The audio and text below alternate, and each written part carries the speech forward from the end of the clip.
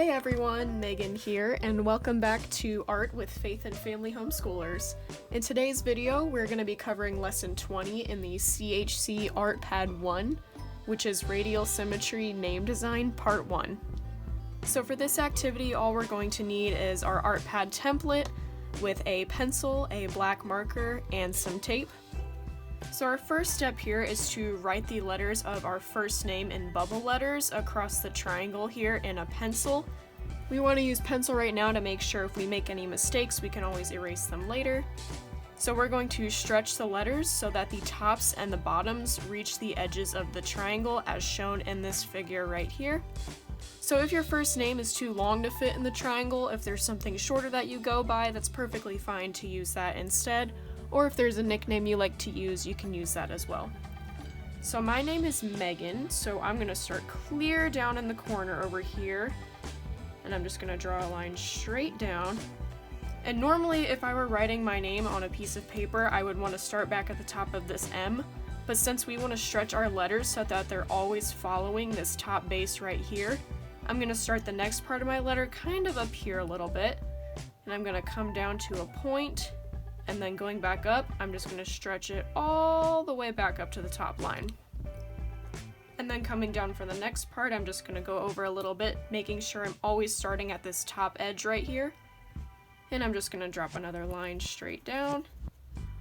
And then I gotta fill in the blanks here. Since we're doing bubble letters, I gotta do the bottom of my M. So I'm just going to come up here, go back down, back up. And these don't have to go all the way to the top. We want to make sure these are staying a little lower so I still have that defined letter shape in there. And then I'll just finish that one out just like that.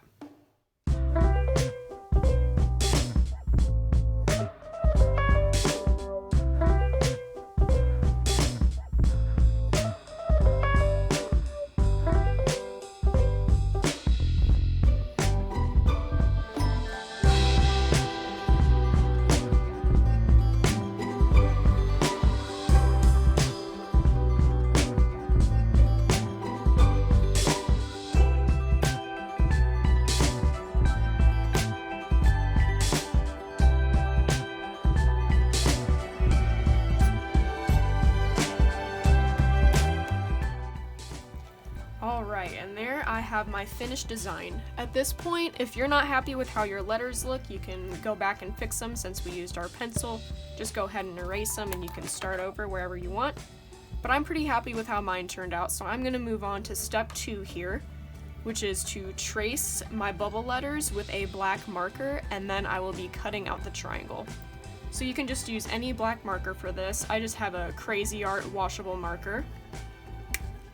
I'm just going to go ahead and follow those same lines that I just made.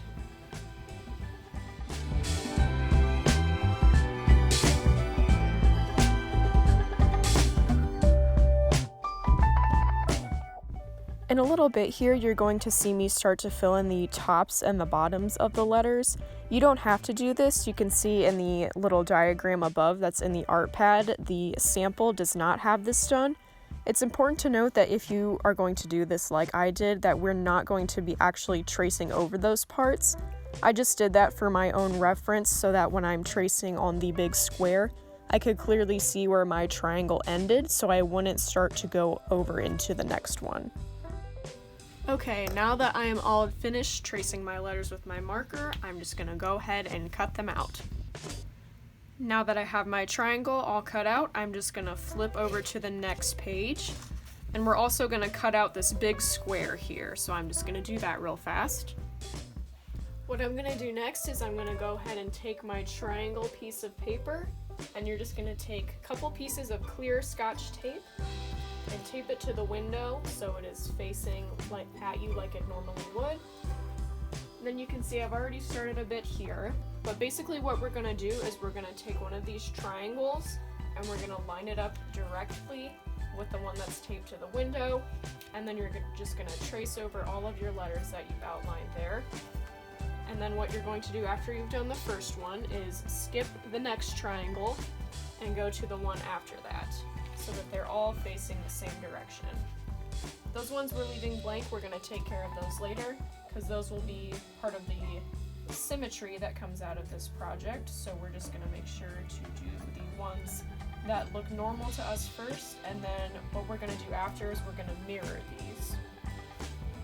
It's important to note again here that if, like I did, you filled in the tops and bottoms of these letters on the original design, we are not going to trace back over them, and you're instead going to stop right at the top of the triangle. Those lines are there just to serve as a barrier to tell us that that's where the letter stops and not to go into the next triangle, because we want our letters to have this connectedness.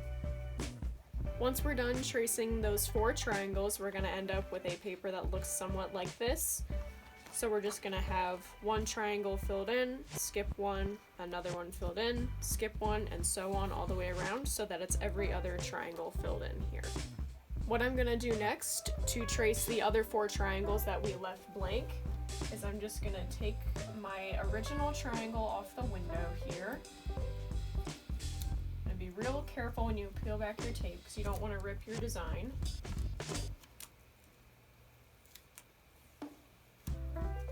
I'm just going to remove these couple of pieces.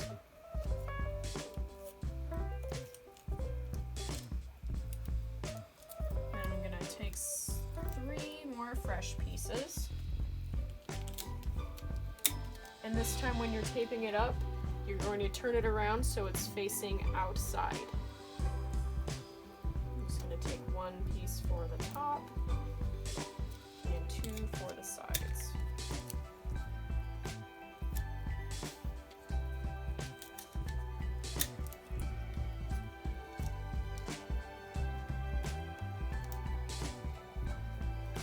Now that I have it all taped to the window, I'm going to repeat the same process I did before, starting this way.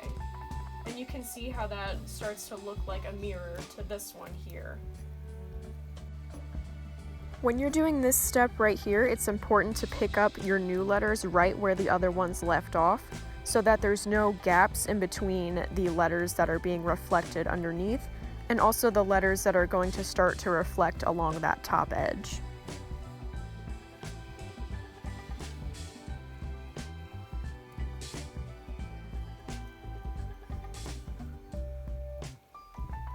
As I get to these letters that are closer to this edge here, you can see that they're almost going to touch this other design up here. So what I'm going to try to do is when I start this one, I'm going to try to connect it to the other one at the top. And then when I bring it down, I'm going to connect it to the one on the bottom. And this is going to give us the most symmetrical look possible.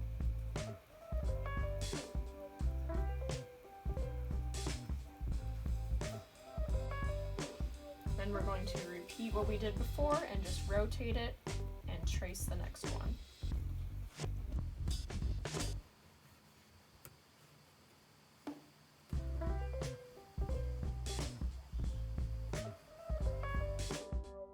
Once we're done tracing all of our triangles at the window and we have everyone filled in, we are going to move on to the final step for this part of the lesson, which is just filling in all of those lines, tracing back over them with a black marker like we did previously.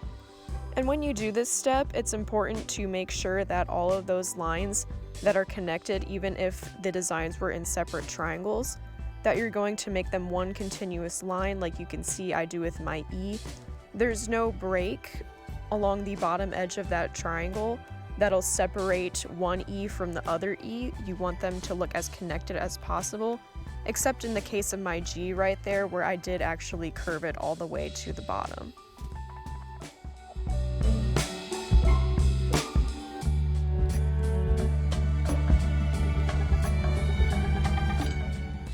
Once I have all of my lines retraced, I'm going to do a black border around the whole edge here. This is not a step that you have to do, but personally I felt like it cleaned up all of my rough edges very nicely. It's important to note though that if you are going to do this step, that you get a scrap sheet of paper and put it between your square paper and the desk, just so we're not getting that marker ink all over the desk. Once we have all of our letters traced, that is it for lesson 20, and we'll pick up with coloring everything in lesson 21.